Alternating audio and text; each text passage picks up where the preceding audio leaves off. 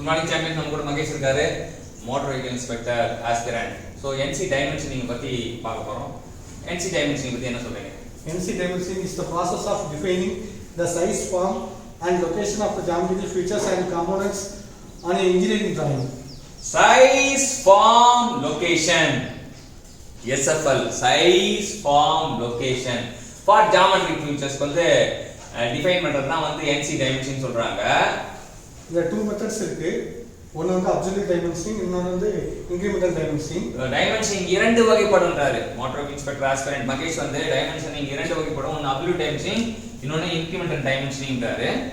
Absolute dimensioning என்னன்னா the coordinates of the points in a workpiece are always defined with respect to origin.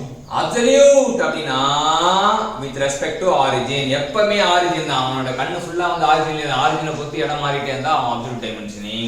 அதே incremental dimensioningனா the coordinates of the point in a work are always defined relative to the previous point. Related to previous point na incremental dimensioning. இன்னைக்கு என்ன கத்துக்கிட்டோம்னா dimensioningனா size, form, location of geometric features and component in engineering drawing சொல்றது தான் dimensioning கத்துட்டோம். அது இரண்டு வகைப்படும். absolute dimensioning, incremental dimensioning கத்துட்டோம்.